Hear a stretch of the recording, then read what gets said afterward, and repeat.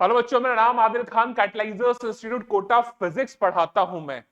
हम लोग एक जेई मेंस पीवाई की फोटो सीरीज लेके चल रहे हैं। आज हम लोग 2025 रोटेशनल मोशन के कुछ इंपॉर्टेंट और टफ क्वेश्चन करने वाले हैं। कुछ किए हैं, कुछ और करेंगे।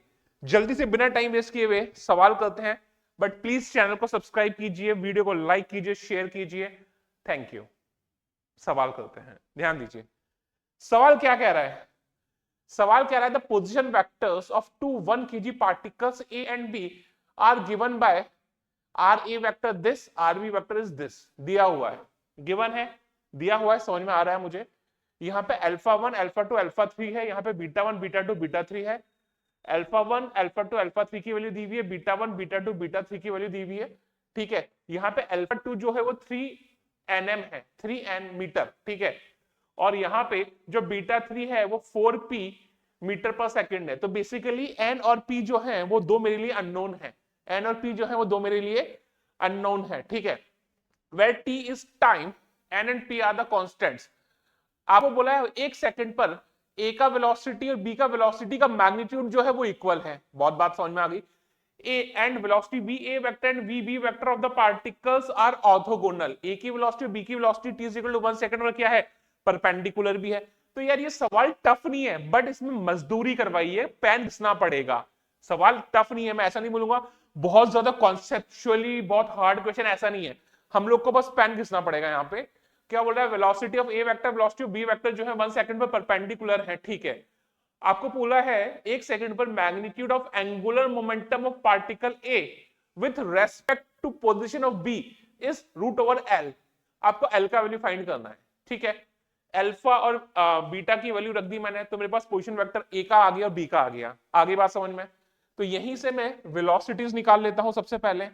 ठीक है, तो ध्यान से समझ लेते हैं। पहले यार मैं क्या करूं, एक सेकंड में पोजीशन भी निकाल लूं क्या? एक सेकंड पर अगर मुझे पोजीशन भी निकालनी है एट, चलो बाद में निकाल लेता हूं, पहले वेलोसिटीज निकाल लेता हूं। तो यहां से देखिए, इसको डिफरेंशिएट कर दीजिए। तो वी ए वेक्टर जो हो जाएगा, टी के रेस्पेक्ट में डिफरेंशिएट किया तो ये हो जाएगा 2t आई कैप प्लस 2t आई कैप प्लस 3n, टी का डिफरेंशिएशन 1, जे कैप, टी का डिफरेंशिएशन 1, 2 के कैप। ठीक है, टी स्क्वायर का डिफरेंशिएशन 2t। ठीक है, बी को भी पोजीशन वेक्टर जो बी का है उसको भी डिफरेंशिएट कर दूं टी के रेस्पेक्ट में। तो यहां से टी का हो जाएगा 1, तो ये हो जाएगा 2 I cap minus T square का हो जाएगा 2t, यहाँ पे टी स्क्वायर का हो जाएगा 2t जे कैप, और यहाँ पे टी का हो जाएगा 1 यानी 4p के कैप। आगे क्या बात समझ में? बहुत अच्छी बात है, ये मेरे को समझ में आया। एक सेकंड पर मैं पोजीशंस भी निकाल के रख लेता हूं और एक सेकंड पर मैं वेलोसिटीज भी निकाल के रख लेता हूं। एक सेकंड पर पोजीशन और वेलोसिटीज अगर मुझे निकालनी है तो मैं बात करता हूं at t is equal to 1 second का मैं बात कर लेता हूं। तो यहां से जो आर ए वेक्टर आ जाएगा, टी का वैल्यू 1 डाल दो तो ये हो जाएगा आई कैप प्लस 3n जे कैप प्लस 2 के कैप। ये ए का पोजीशन वेक्टर हो जाएगा। बी का पोजीशन वेक्टर क्या होगा वो भी निकाल लेता हूं मैं। तो टी की जगह 1 डाल दो, यहां पे हो जाएगा 2 आई कैप माइनस टी की जगह 1 डाला तो 1 माइनस 1 जे कैप प्लस 4p की कैप। समझ में आया? वेलोसिटीज भी निकाल लेता हूं मैं। तो यहां से जो वी ए वेक्टर आ जाएगा, टी का वैल्यू 1 डाल दो तो वो हो जाएगा 2 I cap plus 3n J cap plus 2 के कैप। ये ए का वेलोसिटी आ जाएगा। बी के लिए मैं बात कर लूं तो V B vector T is equal to 1 पे वापस टी की जगह 1 डाल दो तो वो आ जाएगा 2 आई कैप माइनस टी की जगह 1 डाला 2 जे कैप प्लस 4p के कैप। ये मेरे पास velocities and acceleration, sorry position and velocities आ चुकी हैं। आगे बात समझना है। ठीक है, अब कंडीशंस लगा देता हूं। कंडीशन क्या बोलता है? एक सेकंड पर ए का वेलोसिटी का जो ए की जो वेलोसिटी है उसका मैग्नीट्यूड बी की वेलोसिटी का जो मैग्नीट्यूड है वो इक्वल है। ठीक है, तो मैं मैग्नीट्यूड निकाल लेता हूं फटाफट। मैग्नीट्यूड अगर मैं निकाल रहा हूं दोनों तरफ, ए का वेलोसिटी का मैग्नीट्यूड कितना हो जाएगा? √4 प्लस 9n² प्लस 4, ठीक है। तो ये हो जाएगा √4 प्लस 9n² प्लस 4, रूट है दिख नहीं रहा है। इसकी वेलोसिटी का मैग्नीट्यूड हो जाएगा √4 प्लस 4 प्लस 16p²। तो साहब ये कट गया, ये कट गया, ये कट गया, ये कट गया। तो यहां से जो n आ जाएगा, स्क्वायर कर दिया, दोनों तरफ का रूट कैंसिल आउट हो गया, तो जो n आ जाएगा प्लस माइनस 4/3p आ जाएगा मेरे पास। जो n आ जाएगा वो आ जाएगा प्लस माइनस 4/3p। एक कंडीशन मेरी ये आ गई। दूसरी कंडीशन भी अगर मैं निकालना चाहूं तो वेलोसिटीज जो है वो परपेंडिकुलर है, यानी इनका डॉट प्रोडक्ट जो है वो जीरो होने वाला है। वेलोसिटी जो है आपस में परपेंडिकुलर, यानी इनका डॉट प्रोडक्ट जो है वो जीरो होने वाला है। तो यहां से मैंने बात किया VA vector dot VB vector जो होगा वो कितना होगा, जीरो होगा। तो कितना हो जाएगा 2 2 4, कितना हो जाएगा 2 2 4 -6n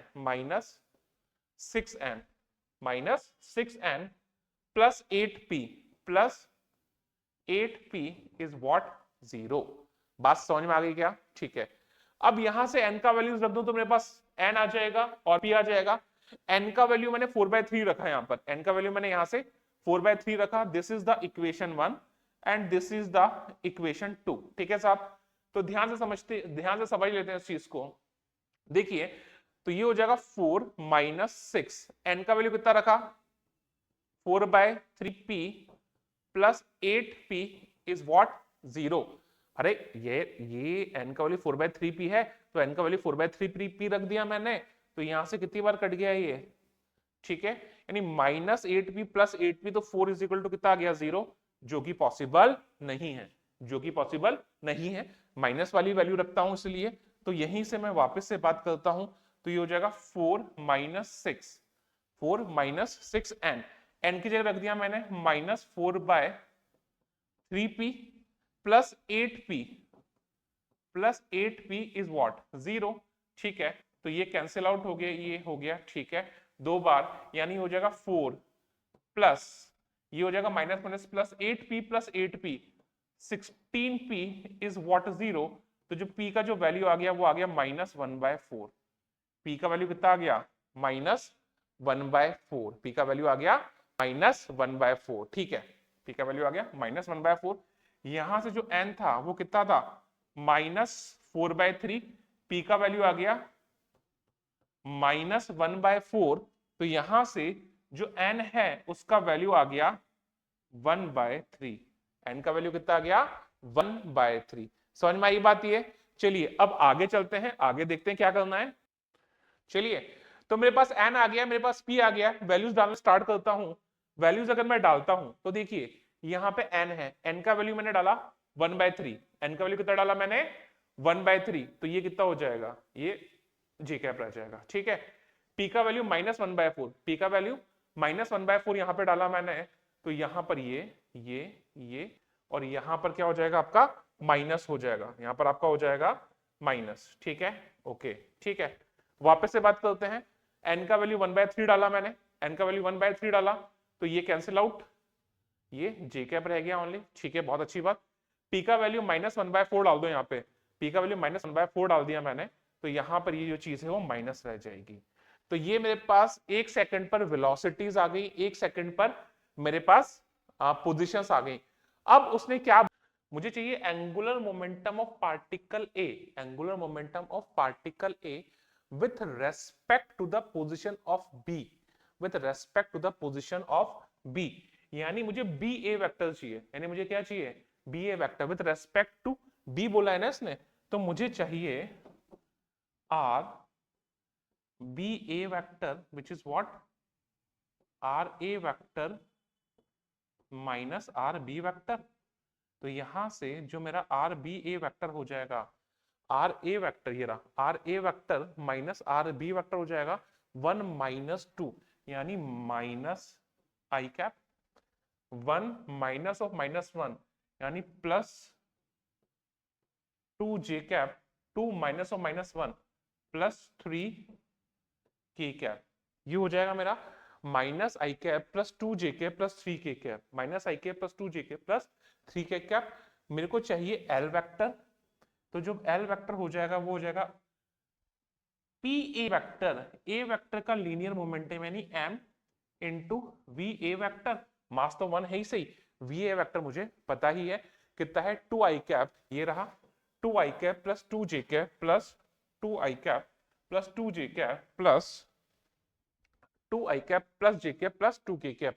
तो L vector is equal to R cross P यानी I cap j cap k cap, r हो गया ये यानी -1 2 3 और p वेक्टर जो हो जाएगा वो हो जाएगा 2 1 2, ठीक है। तो यहां से l वेक्टर जो हो जाएगा वो हो जाएगा i कैप, ठीक है। 4 -3 -1 माइनस j कैप, ये हो जाएगा -2 -6 यानी +8 j cap plus k cap यानी -1 -4 यानी -5k कैप, ठीक है। ये हो जाएगा -1 -4 यानी -5k कैप। तो आंसर आ गया माइनस आई कैप, आंसर आ गया आई कैप प्लस 8j कैप, एक मिनट रखिएगा, टू द 4 -3 यहाँ पे +1 आएगा, ऑब्वियस सी बात है 4 -3 +1 आएगा, तो I cap plus 8j cap -5k cap. अगर आपको मैग्नीट्यूड पूछा है तो मैग्नीट्यूड जो हो जाएगा वो हम लोग को इजीली पता है, कितना हो जाएगा 1 का स्क्वायर प्लस 8 का स्क्वायर प्लस 5 का स्क्वायर, तो जो मैग्नीट्यूड हो जाएगा वो आ जाएगा √1 प्लस 64 प्लस 25 यानी आ गया √90, और 90 ही मेरे को एल का वैल्यू पूछा है तो कितना आ जाएगा 90। तो ये मैं ऐसा नहीं बोलूंगा कि बहुत टफ सवाल था, बस इसमें मजदूरी ज्यादा थी। अगले सवाल पे चलते हैं। अगला सवाल क्या कह रहा है, 2 iron solid disc of negligible thickness have radii r1 and r2 and moment of inertia i1 and i2 respectively. r2 is equal to 2r1. The ratio of i1 and i2 would be, यार ये तो बहुत easy सवाल है। ऐसा ये इसलिए मैंने सेकंड में डाला कि ऐसे बार बार सवाल पूछे गए हैं इसी कॉन्सेप्ट पे बेस्ड ऊपर नीचे करके, ठीक है। तो क्या बोल रहा है, iron solid disc of negligible thickness, thickness negligible है, थिकनेस नेग्लिजिबल है, डिस्क है, मैं एरिया मास डेंसिटी मान लूं क्या, moment of inertia i1 and i2 है, उनका आयरन का बना हुआ है, मैंने बोला लेट एरिया मास डेंसिटी जो है वो दोनों का सेम है। क्या बोला मैंने, एरिया मास डेंसिटी जो दोनों का है आयरन के बने हुए सेम है, सिग्मा है, ठीक है। The moment of inertia i1 and i2 respectively, r2 is equal to कितना बोला हुआ है इसने 2r1, r2 इसने बोला है 2r1। इस टाइप के क्वेश्चंस बार बार रिपीट हुए हैं, इन्हें बहुत इजी है, करने की जरूरत अच्छे से एक बार देखने की, बहुत इजीली हो जाते हैं, ठीक है। मोमेंट ऑफ इनर्शिया कितना होता है डिस्क का, mr²/2, यानी जो i1 होगा वो होगा half of m1 r1 square, i2 होगा half of m2 r2 square. तो जो i1 अपॉन i2 हो जाएगा वो हो जाएगा m1 r1 square upon m2 r2 square, ठीक है। डिस्क है, एरिया मास डेंसिटी मैंने माना है, तो जो मास होगा वो होगा यूनिट एरिया का मास मल्टीप्लाइड बाय एरिया।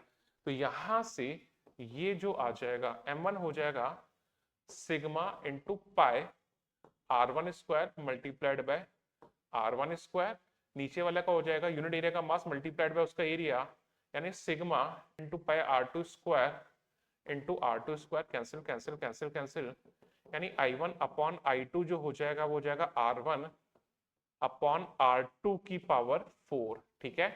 तो i1 अपॉन i2 जो हो जाएगा यहां से r1 अपॉन r2 कितना हो जाएगा, r1 अपॉन r2 जो हो जाएगा वो हो जाएगा 1/2, तो ये हो जाएगा 1/2 की पावर 4, ठीक है। तो ये हो जाएगा 1/16, तो जो x का वैल्यू जो आ जाएगा वो कितना आ जाएगा 16। आपको बोला है 1/x है तो x का वैल्यू जो आ जाएगा 16। आई बात समझ में। अगले सवाल पे चलते हैं, अगले सवाल पे चलते हैं। अगला सवाल क्या कह रहा है, ठीक है, देखिए मोमेंट ऑफ इनर्शिया के सवाल बहुत ज्यादा कॉमनली आते हैं, ठीक है। अगले सवाल पे चलते हैं। अगला सवाल क्या बोल रहा है, the moment of inertia of a solid disc, okay, rotating along its diameter, okay, disc है डायमीटर के अलॉन्ग रोटेट कर रही है, तो मोमेंट ऑफ इनर्शिया कितना होता है, mr²/4। Okay, 2.5 times higher than the moment of inertia of the ring rotating in the similar way। अगर रिंग भी सिमिलर वे में रोटेट कर रही है तो उसका मोमेंट ऑफ इनर्शिया डायमीटर का अबाउट होता है mr²/2। बहुत बढ़िया, ठीक है, ठीक है। रेडियस का कुछ नहीं पता ना। The moment of inertia of the solid sphere which is the same radius as the disc rotating similar n times. Okay, क्या है, मास सेम दिया हुआ है क्या, क्या दिया हुआ है, द मोमेंट ऑफ इनर्शिया दिया हुआ है कि हाँ, consider all the bodies have equal masses. ठीक है, केस 1 कर लेते हैं पहले। केस 1 क्या कह रहा है, केस 1 कह रहा है कि the moment of inertia of the solid disc ID क्या बोल रहा है, 2.5 times higher than the moment of inertia of the ring. ये हो जाएगा 2.5 टाइम्स ऑफ I रिंग। ठीक है, मास सबका सेम है, तो यहां पे हो गया m, ये हो जाएगा RD²/4। डिस्क का मोमेंट ऑफ इनर्शिया डायमीटर के अबाउट mr²/4 होता है, ये हो जाएगा 2.5 times of m r²/2। Ring का मोमेंट ऑफ इनर्शिया डायमीटर के अबाउट कितना हो जाएगा, mr²/2। ठीक है, m से m कट गया, ये 2 टाइम्स चला गया, यानी यहां से RD² = 5 times of r²। RD disc का रेडियस, RR रिंग का रेडियस। ठीक है, अब क्या बोल रही है, the moment of inertia of the solid sphere which has the same radius as the disc. Solid sphere का जो रेडियस है वो डिस्क के रेडियस के जैसा है, रोटेटिंग इज सिमिलर वे, यानी वो भी डायमीटर के अबाउट जा रहा है, रोटेट कर रहा है, is n times higher than the moment of inertia of the given ring. Okay, यानी ये बोल रहा है I sphere is equal to n times of I ring. ठीक है, और जो स्फीयर है उसका रेडियस जो है वो डिस्क के रेडियस के बराबर है, मास सबका सेम है। तो यार एक बार बता, 2/5 mr² होता है जो सॉलिड स्फीयर है उसका, तो ये हो जाएगा 2/5 m RD²। 2/5 m RD², क्योंकि जो डिस्क का जो रिंग है, स्फीयर का जो रेडियस है वो डिस्क के रेडियस के बराबर है, is equal to n times of m R²/2। ठीक है साहब, n कट गया, m कट गया। ठीक है, यहां से 2/5 RD² is equal to n/2 R²। क्या पूछा है इसने, n पूछा है। ठीक है, ठीक है, RD का वैल्यू उठाऊं और यहां से यहां पुट कर दूं तो ये हो जाएगा 2/5 RD² का वैल्यू हो जाएगा 5 times of R² is equal to n/2 R²। ठीक है साहब, इस 5 से ये 5 कट गया, R² से ये कट गया, तो यहां से जो n है उसका वैल्यू हो जाएगा 4। n का वैल्यू कितना हो जाएगा, 4। तो आंसर जो है वो इसका 4 है। देखिए मोमेंट ऑफ इनर्शिया के बहुत रिपीटिंग क्वेश्चंस आते हैं। ठीक है, तो n का वैल्यू हो गया 4। अगले सवाल पे चलते हैं। अगला सवाल क्या कह रहा है, अ थिन सॉलिड डिस्क, क्या कह रहा है, a thin solid disk of 1 kg is rotating about its diameter axis at the speed of 1800 rpm. Okay, by applying an external torque of 25 pi newton meter for 40 seconds, the speed increases to 2100 rpm. The diameter of the disk. Okay, यार torque लगा, torque लगा तो alpha है, omega increase हो गया, तो omega initial दिया हुआ है, ओमेगा फाइनल दिया हुआ है अपने को। ठीक है, बहुत अच्छी बात है। ओ हो, ठीक है, तो अपन इक्वेशन ऑफ मोशन लगा देते हैं। तो क्या है, omega final is equal to omega initial plus alpha t. पक्की बात है, v is equal to u plus at के सिमिलरली हम लोग यूज कर रहे हैं इसे। ओमेगा फाइनल आरपीएम में रख रहा हूं, बाद में बात कर लूंगा यहाँ पे, या देख लेते हैं। तो बेसिकली यहाँ पे हो गया omega final minus omega initial is equal to alpha t, है ना साहब। तो यहां से omega final minus omega initial, पहले 1800 था, बाद में कितना हो गया, 2100 हो गया, तो कितना हो गया 300 आरपीएम। तो ये हो गया आपका 300 आरपीएम रोटेशन पर मिनट, यानी 2 पाई/60 से मुझे मल्टीप्लाई करना पड़ेगा अल्फा, और ये कितना है 40। कितनी देर में हुआ भैया, कहां गया, 40 सेकंड। Yes 40 second. ठीक है, बहुत ही अच्छी बात है। ये गया 2 3 6, तो ये चढ़ गया, ये गया, ये गया। ठीक है, तो यहां से अल्फा कितना आ गया भाई मेरे, अल्फा आ गया पाई/4। तो ये क्या भाई चित्राक्ष, अरे हाँ ना बोल सकता है भाई, तो पाई बाय 4, तो अल्फा हो गया पाई बाय 4 रेडियन पर सेकंड स्क्वायर। अल्फा कितना हो गया? पाई बाय 4 रेडियन पर सेकंड स्क्वायर। सही है क्या? चलिए अब यार एक बात बताओ, अल्फा मुझे मिल गया, तो यार टाउ क्या होता था? टाउ होता था आई अल्फा, है ना? तो यहां से टाउ हो गया आई अल्फा। आई मुझे कितना है? कौन सी डिस्क है? मास दिया हुआ है डायमीटर एक्सिस। अच्छा, along its diameter axis, diameter axis, diameter axis के बाद मोमेंट ऑफ इनर्शिया होता है mr square by 4, mr square by 4। तो ये हो जाएगा mr स्क्वायर बाय 4, है ना, इनटू अल्फा। मेरी बात समझ में आ गई? मुझे क्या पूछा है? ठीक है, तो यहां से टाउ कितना दिया था? टाउ दिया हुआ 25 पाए, ये हो गया 25 पाए। मास दिया हुआ है 1, आर मुझे पता नहीं है, बाय 4 इंटू ये हो जाएगा पाई बाय 4। बहुत बढ़िया बात है। यहाँ से ये गया, ये गया, तो यहां से जो आर आ गया वो कितना हो गया? 5 इंटू 4, 5 चौक 20। तो जो आर आ जाएगा वो आ जाएगा 20 मीटर। आर कितना आ जाएगा? 20 मीटर। मुझे क्या पूछा है? डायमीटर पूछा है। अब यार पता है क्या होगा इसमें? अच्छा ऑप्शंस है नहीं इसमें, मगर मतलब मेरे जो कुछ बच्चे हैं जो यहाँ पे क्लास में बैठे हुए गधे लोग, अगर ऑप्शन पहले 20 मीटर दिया होगा ना, उसकी अगर 20 मीटर टिक करेंगे, माइनस समझ लेंगे, खुशी खुशी हो जाएंगे, मजा आ गया। अरे डायमीटर पूछा है, थोड़ा सा ध्यान दिया करो। जब डायमीटर पूछा है तो जो डायमीटर आएगा वो कितना आएगा? 40 मीटर। डायमीटर आएगा 40 मीटर। ये मतलब कॉमन क्वेश्चन है, ये वो सारे क्वेश्चन करवा रहा हूं मैं जो कॉमनली आते हैं, इंपॉर्टेंट है। ये वाला बहुत टफ नहीं था बट कॉमन है। ठीक है, चलिए अगले सवाल पे चलते हैं। अगला सवाल क्या कह रहा है? देखिए अगले सवाल पे चलते हैं। अगला सवाल क्या कह रहा है? ध्यान दीजिए, क्या बोल रहा है? Moment of inertia of a rod of mass m and length l about an axis passing through its centre and normal to its length is alpha. Okay, क्या बोल रहा है? Mass m and length l एक axis है जो centre से पास हो रहा है, नॉर्मल टू इट्स लेंथ, यानी सेंटर मास से पास होना है ना, लेंथ के परपेंडिकुलर एक्सिस के बाद घूम रही है। तो अल्फा कितना हो जाएगा? ml square by 12। अल्फा कितना हो जाएगा? m l square by 12। ठीक है, बहुत अच्छी बात।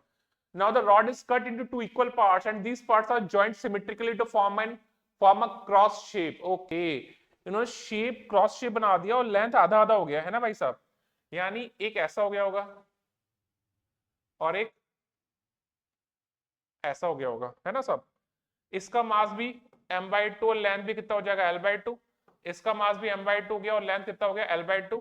ये जो एक्सिस है इसके अबाउट इसको घुमा रहे हैं। ठीक है, तो जो अब नया मोमेंट ऑफ इनर्शिया हो जाएगा, क्या बोला इसने? Form a cross shape, moment of inertia of the cross about an axis passing through its centre, passing centre and normal to the plane containing the cross. यानी ये जो एक्सिस है इसके अबाउट इसका मोमेंट ऑफ इनर्शिया पूछा नया वाला, तो नया वाला मोमेंट ऑफ इनर्शिया हो जाएगा आई। कितना हो जाएगा? 2 times of m/2 into l/2 का स्क्वायर बाय 12। हाँ है ना, m स्क्वायर बाय 12 होता है। मास भी आधा हो गया, लेंथ भी आधी हो गई, 2 टाइम्स हो गया क्योंकि 2 रॉड बन गई हैं। आगे बात समझ में? ठीक है, इससे कट गया ये। तो यहां से यार ये तो इजी क्वेश्चन है बट रिपीटिंग क्वेश्चंस हैं। तो ये m l square by 12 multiplied by 4, यानी कितना हो जाएगा? Alpha by 4। कितना आ गया answer? Alpha by 4। Easy question था, बहुत ही बढ़िया। चलिए अगले सवाल पे चलते हैं। तो ये हो गया अल्फा बाय 4। अगले सवाल पे चलते हैं। अगला सवाल क्या कर रहा है? Oh my God, easy question लग रहा है मेरे को, ये ज्यादा टफ लग नहीं रहा, देख लेंगे अभी। क्या बोल रही है? ये कह रहा है a cord of negligible mass is wound around the rim of a wheel supported by spoke. Wheel है, स्पोक से सपोर्टेड है विथ नेग्लिजिबल मास, और स्पोक्स का जो मास है वो नेग्लिजिबल है, मतबल ये रिंग है। रिंग की बात करेंगे। ठीक है, कर ले कर ले कर ले, आंसर निकाल इसका, जल्दी कर जल्दी कर, टाइम पास मत कर, जल्दी कर। ठीक है, the mass of the wheel is 10 kg and the radius is 10 centimeter. It can freely rotate without any friction. Initially the wheel is at rest. If a steady pull of 20 newtons is applied to the cord, the angular velocity of the wheel after the cord is unwound by 1 meter. यानी angular displacement कितना होगा? ठीक है, constant force लग रहा है 20 Newton, मतलब एक रस्सी है उस पर कांस्टेंट फोर्स 20 न्यूटन लग रहा है। ये जो रिंग है ऐसे घूम रही है, अगर जो रस्सी है वो 1 मीटर खुल गई तो इसका एंगुलर स्पीड क्या होगा? यार मेरे पास फोर्स से टॉर्क आ जाएगा, आई है, अल्फा आ जाएगा। इनिशियल एंगुलर वेलोसिटी मुझे पता है 0 है, फाइनल एंगुलर वेलोसिटी आ जाएगी बट मुझे ये देखना पड़ेगा एंगुलर डिस्प्लेसमेंट कितना होवेगा, मुझे देखना है एंगुलर डिस्प्लेसमेंट कितना होवेगा। ठीक है, रिंग जो रस्सी है कितना खुली है 1 मीटर, रस्सी कितना खुली है 1 मीटर। रेडियस दी हुई है क्या भाई, रेडियस दी हुई है क्या? 10 सेंटीमीटर। ठीक है 10 सेंटीमीटर। अगर ये पूरा का पूरा एक सर्किल चल लेती है तो कितना रस्सी खुल जाएगी 2 पाई आर। 2 पाई आर खुली तो पूरा एक सर्किल चली, पूरा एक सर्किल चली तो कितना एंगुलर डिस्प्लेसमेंट हुआ 2 पाई। कितना एंगुलर डिस्प्लेसमेंट हुआ 2 पाई। तो यार यहां पे मैं बात करता हूं, अगर 2 पाई आर खुलती तो एंगुलर डिस्प्लेसमेंट कितना होता 2 पाई। आगे बात समझ में। अगर 1 मीटर खुली तो एंगुलर डिस्प्लेसमेंट होगा 2 pi upon 2 pi r into 1 is what theta. तो यहां से ये कैंसिल ये कैंसिल ये कैंसिल, तो जो थीटा है वो हो जाएगा 1 अपॉन आर, यानी 1 अपॉन 10 सेंटीमीटर है, यानी 10 इंटू 10⁻⁻² मीटर हो जाएगा। तो यानी थीटा हो जाएगा, सॉरी थीटा हो जाएगा, कितना हो जाएगा 10 रेडियन। एंगुलर डिस्प्लेसमेंट कितना आ गया 10 रेडियन। तो 10 रेडियन एंगुलर डिस्प्लेसमेंट होने वाला है। एंगुलर डिस्प्लेसमेंट कितना होने वाला है 10 रेडियन, नॉर्मल सी बात है। ठीक है, अब आगे समझ लेते हैं, अब आगे समझ लेते हैं। एक बात बताओ, फोर्स कितना लग रहा है 20 न्यूटन। फोर्स कितना लग रहा है 20 न्यूटन। तो जो टाउ है टाउ, जो टाउ है वो हो जाएगा आई अल्फा। जो टाउ है वो कितना हो जाएगा आई अल्फा।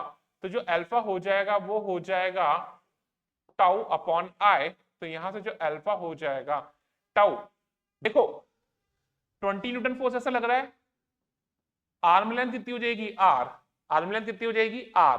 तो ये टाउ हो जाएगा force into radius r upon ring है एम आर स्क्वायर। रिंग है तो इसके अबाउट आया आंसर कितना रहा है, कितना रहा है 20 रेडियन पर सेकंड। पक्का चेक कर लेते हैं हम, बहुत बढ़िया। तो ये हो जाएगा, इसके अबाउट रिंग है, मोमेंट ऑफ इनर्शिया हो जाएगा एम आर स्क्वायर। ये गया ये गया, तो यहां से अल्फा आ गया 20 अपॉन मास कितना था यार, मास बोल जल्दी जल्दी, हेल्प कर मेरी। 1 kg दिया हुआ है क्या 10 kg 10, और रेडियस कितनी है 10 सेंटीमीटर, यानी 10⁻⁻1 गया गया। तो यानी अल्फा जो आ गया वो कितना आ गया 20 रेडियन पर सेकंड स्क्वायर। मेरे पास अल्फा आ गया, मेरे पास थीटा है, मेरे पास अल्फा आ गया, मेरे पास थीटा है। तो यार देखो v square is equal to u square plus twice as। ठीक है, इनिशियली रेस्ट में थी तो ओमेगा इनिशियल स्क्वायर हो गया 0, तो यानी omega final square is equal to 2 times of alpha. Alpha कितना था बाबा 10, थीटा थीटा कितना था बाबा 20, ये इसका स्क्वायर हो गया, यानी कितना हो जाएगा 400, यानी 20, यानी ओमेगा फाइनल जो आ गया वो आ गया 20 रेडियन पर सेकंड। शाबाश मेरे चीते, सही था तू। तो जो ओमेगा है फाइनल एंगुलर वेलोसिटी है उसकी, वो है 1 मीटर खुलने के बाद 20 रेडियन पर सेकंड। इजी सवाल था। चलिए अगला सवाल देखते हैं। अगला सवाल क्या कह रहा है, ओके देखिए भैया शुरू हो जा, मेरे से पहले आंसर होना चाहिए, वैसे तू जीनियस है, मेरे से पहले आ जाएगा, कर दे फटाफट। ठीक है, क्या कह रहा है, a solid sphere with uniform density radius, a solid sphere with uniform density and radius r is rotating initially with constant angular velocity omega 1 about its diameter। oh my god, ठीक है। after some time during the rotation it starts losing mass at a uniform rate, okay, with no change in shape, यानी finally mass तो lose कर रहा है but shape उसका अभी भी sphere ही है। the angular velocity of the sphere when the radius becomes r/2, मतलब बाहर से mass निकलता जा रहा है, पहले रेडियस उसकी r थी, अब रेडियस उसकी कितनी हो गई है r/2। तो अब जिसने क्या बोला है, अब एंगुलर वेलोसिटी x ओमेगा 1 है तो x फाइंड करना है। एंगुलर वेलोसिटी कितनी है ओमेगा 1, पहले एंगुलर वेलोसिटी ओमेगा 1 थी, अब x ओमेगा 1 है तो एंगुलर वेलोसिटी का x फाइंड करना है। कैसे करें, क्या करें, conservation of energy, angular momentum, external force नहीं है कोई। ठीक है, तो भाई साहब angular momentum L initial is equal to L final, यानी I1 omega 1 is equal to I2 omega 2। I1 2/5, solid sphere है ना, सॉलिड स्फीयर ही बोल रहे हैं क्या, हाँ वैसे कट जाएगा, कोई फर्क नहीं है। 2/5 m1 r1 square omega 1 is equal to 2/5 m2 r2 square omega 2। ये कट गया, ये कट गया। Density is equal to mass upon volume, mass is equal to density into volume. ठीक है, तो m1 rho volume 4/3 by r cube, ये तो मास हो गया। r square as it is रहा, ओमेगा 1 एज इट इज रहा। बाद में फाइनल मास हो जाएगा रो इंटू 4/3 पाई, रेडियस हो गई r/2 क्यूब, और यहां पे हो जाएगा r/2 का स्क्वायर इंटू ओमेगा 2। आगे बात समझ में? Initial radius r, final radius r/2। क्या मेरी बात समझ में आ गई? तो यहां से 4/3 पाई रो कैंसिल हो गया, यहां पर हो गया r की पावर 5 इंटू ओमेगा 1, वहां पर हो गया r की पावर 5 अपॉन 32 इंटू ओमेगा 2। ये गया, ये गया। क्या पूछा है? Omega 2 is equal to 32 omega 1, जो x का वैल्यू आ जाएगा वो कितना आ गया? 32। तो मेरा x का वैल्यू कितना आ गया? 32। Repeated question again. एक क्वेश्चन और देख लेते हैं फटाफट, एक क्वेश्चन और देख लेते हैं फटाफट। अगला सवाल, अगला सवाल बहुत ही ध्यान से पढ़ते हैं, अगला सवाल बहुत ही ध्यान से पढ़ते हैं। क्या कह रहा है अगला सवाल? ठीक है, अगला सवाल बोल रहा है, ओके इधर ऑप्शंस हैं, ठीक है। अगला सवाल बोल रहा है which of the following are correct expression for the torque acting on body? Tau vector is equal to r cross है, r vector cross l vector होता है क्या? देखो कुछ फॉर्मूलास तो मुझे पता है, कुछ फॉर्मूलास तो मुझे पता है। जैसे एक फॉर्मूला मुझे पता है, tau vector is equal to i alpha vector, तो ये तो सही है। Tau vector is what? i alpha vector, है ना? ठीक है, ठीक है। एक फॉर्मूला और पता है हमें, tau vector is equal to r vector cross f vector, तो ये भी पता है मुझे, tau vector is equal to r vector cross f vector. r cross l तो नहीं होता, r क्रॉस p जरूर होता है। l जो होता है वो क्या होता है? ध्यान दीजिए, ध्यान समझिए। अगर मैं बात करूं यहां पे, ये सही है, ये सही है। एल वेक्टर क्या होता है भाई मेरे? देख ले इधर, इधर देख ले, कौन कौन सा ऑप्शन है जल्दी बोल, तेरे अकॉर्डिंग कौन कौन सा? B C D E. D तो पता है, बी सी भी सही है क्या? कैसे पता? हाँ, एल वेक्टर क्या होता है? R vector cross P vector, यही होता है। एल वेक्टर होता है R vector cross P vector. Tau क्या होगा? D L vector by D T, तो यहां से टॉ वेक्टर हो जाएगा डी बाय, देख ले इधर देख ले एक minute, r vector cross P vector, यही होगा। पक्की बात है।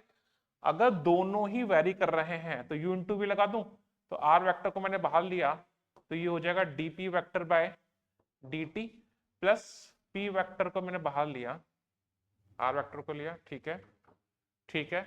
तो यहां से ये हो जाएगा, अगर मैंने p वेक्टर को बाहर लिया तो ये हो जाएगा dr vector by dt cross p, dr vector by dt। रुक जा 2 मिनट, ऐसा कोई ऑप्शन दिख रहा है क्या मेरे को? अगर r कांस्टेंट है, r कांस्टेंट है, r कांस्टेंट है, तो ये वाली टर्म तो 0 है। अरे ये तो आई गया D by d T R cross P, तो होना ही है। तो बी ऑप्शन भी सही है, tau vector is equal to d by d t of r cross p. पक्की बात है। और अगर आर कांस्टेंट बना हुआ है तो ये हो जाएगा tau vector is equal to r vector cross d p vector by d, यानी सी ऑप्शन भी सही है। और ऑब्वियसली बात है, आर क्रॉस एल तो हो ही नहीं सकता, आर क्रॉस एल तो हो ही नहीं सकता। आगे बात समझ में? बड़ा याद रख दो, बात समझ में आ गई? तो इसका ऑप्शन बी सही है, सी सही है, डी सही है और ई सही है। तो ये थे most repeated JEE mains PYQs. फिर अगले लेक्चर में हाजिर होते हैं नेक्स्ट डे और कुछ पीवाईक्यूज लेकर।